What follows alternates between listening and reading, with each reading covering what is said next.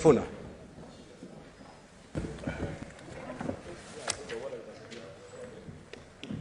Thank you, Mr. Speaker. Allow me to begin, as my colleague has done, by thanking the members of the committee for a job very well done, Mr. Speaker. And that small discussion that was going on about page 11 and its contents, Mr. Speaker, I have only one observation to make. That in fact, Mr. Speaker, we have a rule of evidence that is known as the parole evidence rule, that immediately anything has been reduced into writing, Mr. Speaker, oral evidence is not acceptable to explain the contents of a document. Nothing could have stopped members of the committee who felt, for instance, that they don't agree with this particular position that had been taken by the committee from either including that information that was coming orally in this particular document, or in fact, Mr. Speaker, writing their own report so that we shouldn't hear from them that there was other information that is outside what is contained in this document. We say you should take pride and responsibility for everything you do in private when it comes to the public. You cannot agree on something in private, then when it comes to the floor of the House, somehow you are embarrassed by some of the decisions that you took. Mr. Speaker, going to the contents of the document itself, I want to laud the committee for giving the people of Siaya an opportunity, a chance for devolution to work for them. Because these two indictments are on very serious grounds, Mr. Speaker, of violation of the Constitution and the law. That in fact the governor himself, and I can tell that some senators who have spoken before me have not read this document.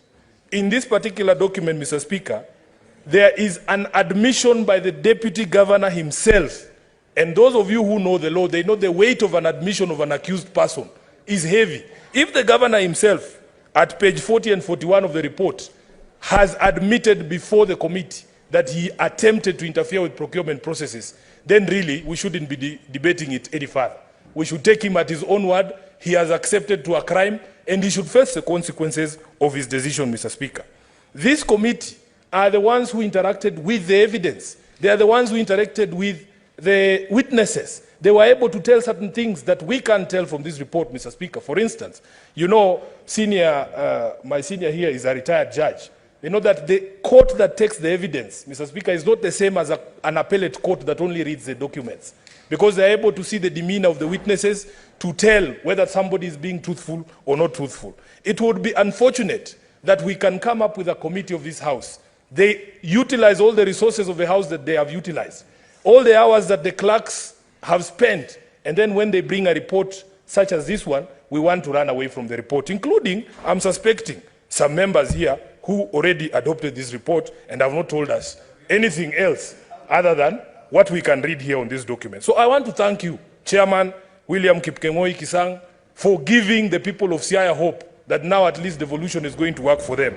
I want to thank Senator Omogen, Senator Onyonka, Senator Maanzo, Betty Batuli, Senator Abbas Sheikh, Senator Mwenda Gataya Mofaya, Senator Catherine Muma, Tabitha Mutinda, my delegate, one of my delegates from Nairobi. Thank you for giving the people of Siaya hope that devolution can work for them. Senator Miraj and my friend, Mheshimiwa Chimera, thank you so much for standing with the truth that where there has been a violation of the law, these senators, these distinguished senators will stand for the rule of law.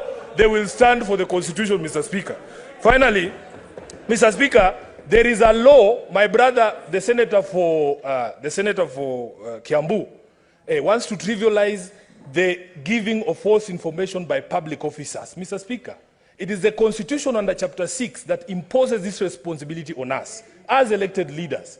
Mr. Speaker, there is also a law called the Public Officer Ethics Act. It is actually a crime under that act, Mr. Speaker, to give misleading information in public. So you cannot just tell us, because you people in your coalition, you are used to giving false promises to Kenyans, you tell us that you can just retract.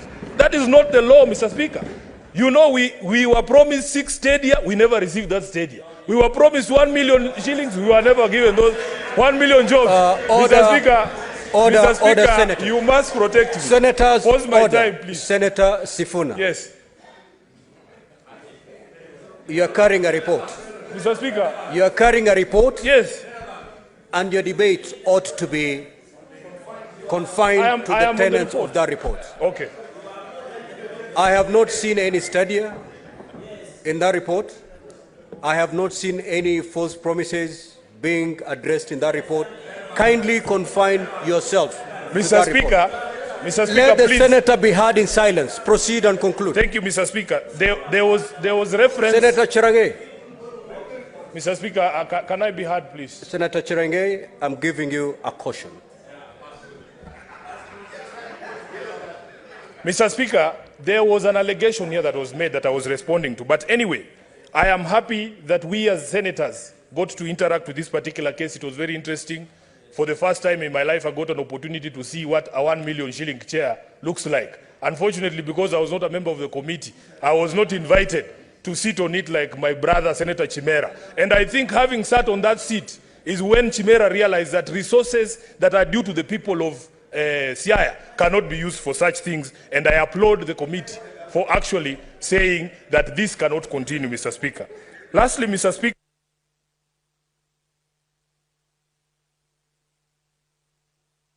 Senator Methu.